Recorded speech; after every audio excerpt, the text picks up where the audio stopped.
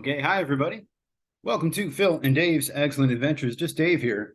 Today I'm talking about the movie When You Finish Saving the World. This is going to be a spoiler review, so if you haven't seen the movie yet and you are concerned about spoilers, I would suggest you go and watch the movie first before you watch this review. So When You Finish Saving the World is Jesse Eisenberg, actor Jesse Eisenberg's directorial debut. It's about a young boy and his mother sort of, I guess, connecting, figuring out their relationship. Let's say that. Why not? So yeah, as far as what I liked about the movie, overall, I thought the cast was good. I like Finn Wolfhard from Stranger Things. I've seen him in other things like Ghostbusters. Everything was cool to see him in this.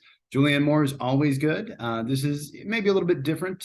I'm sure she's played a similar character before, but she's playing sort of this very clinical, very reserved kind of mother, and thought she was pretty good as that. I really liked Alicia Bowe as Lila, the sort of love interest of Ziggy there. And I like the dad, J.O. Sanders, as the dad, which took me a while to remember. He's been in a bunch of stuff, but he was in Roseanne. I think that's where I knew him from, or where I recognized him from. I really like the character of Lila. I think she was well written, maybe a little too unbelievable, maybe a little too smart, a little too whatever. But yeah, definitely the kind of girl I can see, falling in love with as a teenager. For sure. I liked a lot of the characters in this. I thought particularly both the parents, I sort of liked the way they treated their kid and the relationship they had and the way they interacted with each other. And I think mostly the writing for the dialogue was pretty good too. I sort of liked it.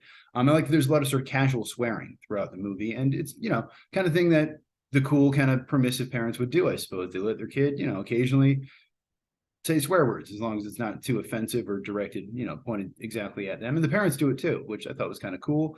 I liked most of the music, particularly the music made by Finn Wolfhard's character Ziggy. I actually really kind of liked some of his songs, and there's a song that he kind of writes with Lila that I thought was a pretty good song. It actually kind of reminded me of one of the songs that I would write.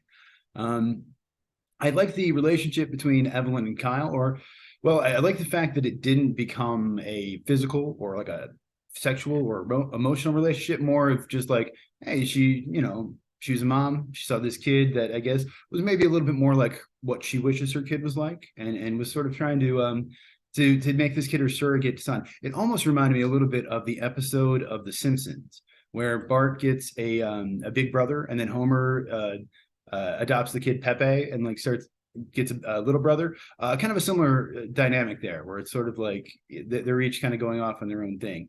I like there's this elevator scene where Julianne Moore's character Evelyn pushes the button for the elevator and then has this very awkward conversation with her receptionist sitting at the desk. And it's just, I've been in that situation on both sides. And I bet people, Julianne Moore's character in this reminds me particularly of a professor I had in college who just had this very kind of no nonsense kind of very particular kind of attitude. But then she would occasionally like tell jokes and nobody would laugh because we didn't expect her to tell jokes. And then she would get kind of offended, like, why doesn't anyone ever laugh at my jokes? And it's like, because you're mostly serious all the time. And then you try to be funny and it's out of character and weird. So there's a scene here where she takes the kid out to an Ethiopian restaurant and then tells him if he doesn't eat this spicy food, then they're going to be very offended. And then he starts to eat it and she kind of laughs at him and he kind of just takes it okay, but he's also kind of like, what's going on?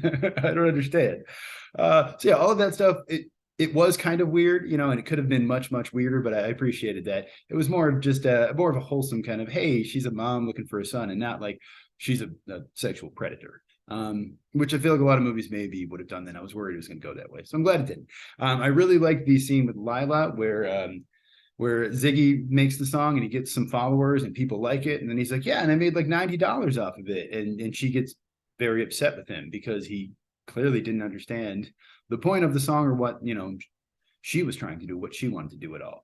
And I like the fact that he kind of didn't get it, and I don't know. I mean, I assume eventually he figured it out, but they don't explain it. They don't kind of just sit down, and they don't have a situation where she sits down and explains it to him, and he apologizes and all that kind of stuff. It's left a little more open ended, and I like that.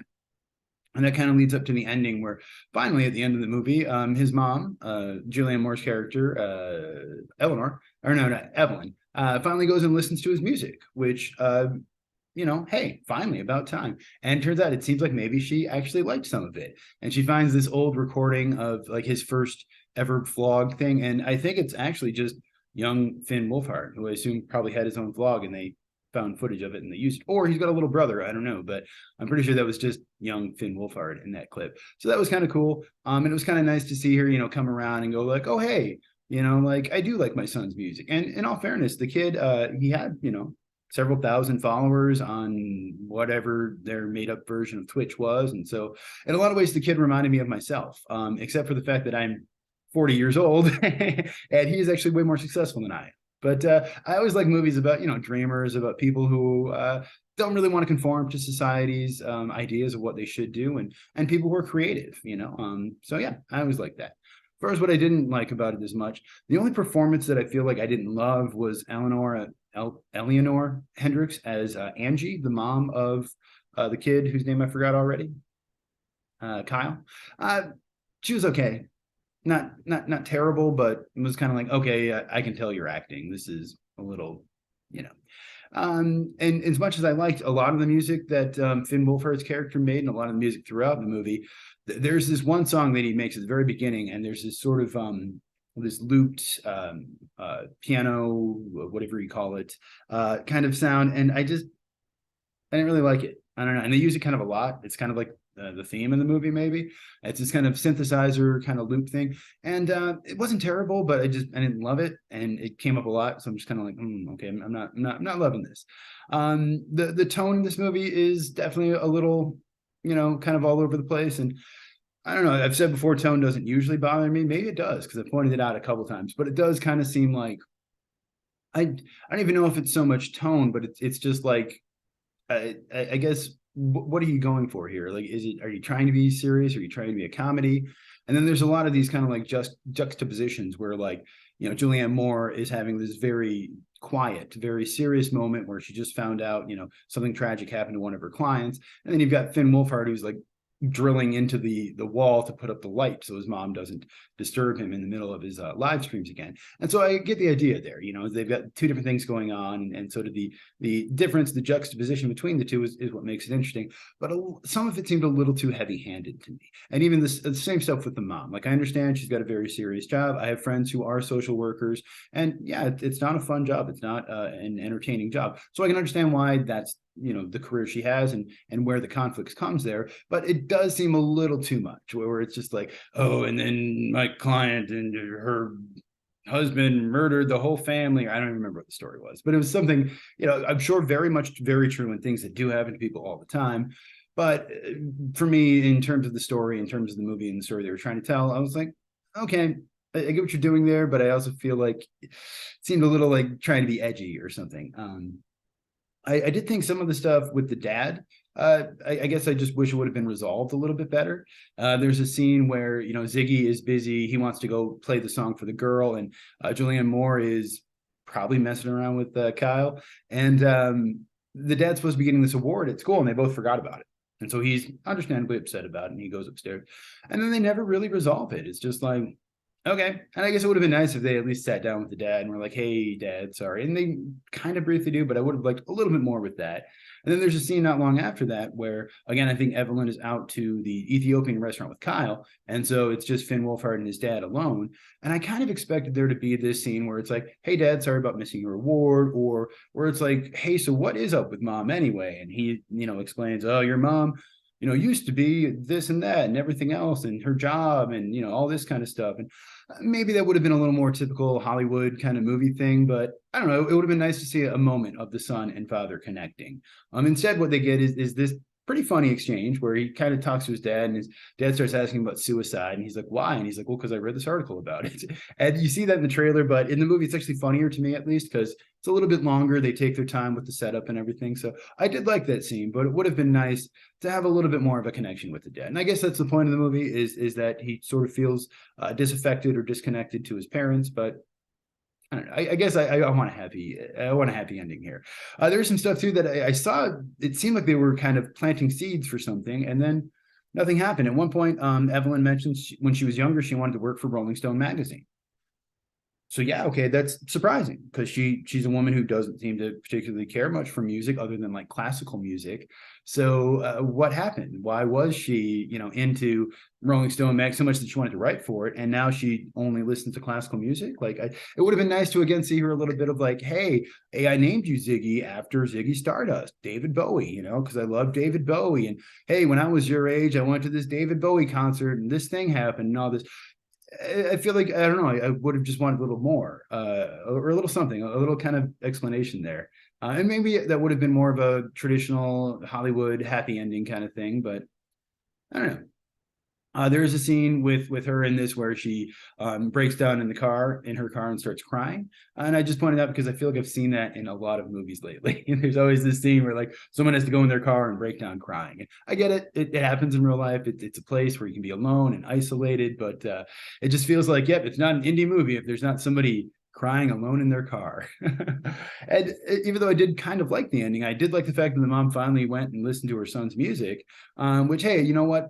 At least my mom watches my YouTube videos, or at least she says she does. So I appreciate that. And in a lot of ways, the relationship between the kid and his mom reminded me of the relationship between me and my mom, especially when I was a teenager. So I did like that about it. But I feel like the ending I wish would have had a little bit more. We could have seen, and again, I get it. You leave it, you can kind of assume what happened, you can infer, but it would have been nice to have just a little bit more of a, oh, hey, I listened to your song. And he's like, oh, what'd you think? And she's like, I really liked it, or smiles or cries or hugs. Or I guess I just wanted a little bit more, just a little button there, instead of what they gave us. And again, maybe that's just me being very basic and dumb. I don't know. But in a lot of ways, this movie did feel like a movie made by a first-time director, which it was. So yeah, other than that, the movie is written and directed by Jesse Eisenberg. It's based on a book that he wrote, which they made into an audible book, whatever you call it, audiobook, right? But I guess there are some differences in the book. The book actually takes place from several different perspectives of members of the family. And so in the audiobook, the kid, Finn Wolfhard, is still playing Ziggy, but also Caitlin Dever is in there as another family member, and Eisenberg himself plays a voice of a family member as well. I haven't listened to or read the book, so but from what I understand, it's not a direct adaptation. It's more of they adapted part of it. I don't know if they plan on adapting more or what. I'm not sure. This is another A24 movie, and so I pointed out just because I've had a complicated relationship with A24. And I don't know if I hold other studios to the same standard or even really notice if they're put out by a specific studio. But yeah, A24 is one of those where the critics seem to love them, and they put out a lot of, very, I don't know, elite or fancy, kind of nice, kind of I can't think of the word I'm looking for, but these independent but well-meaning and well-received kind of horror, or not even horror, but movies. Often they do get awards and they win a lot of stuff. But for me, it's very much hit or miss. It's either I love them or I hate them or I think they're okay. It's always kind of somewhere in between. So I don't know. As far as what my rating on this would be out of a 10, I'm going to give it a 7 out of 10. I think it was fine. I liked it, but I didn't love it. I think there could have been more, and I would have maybe hoped for a little bit more, but it was better than I expected in some ways. So I don't know, if you saw the movie, let me know what you thought of it down in the comments below.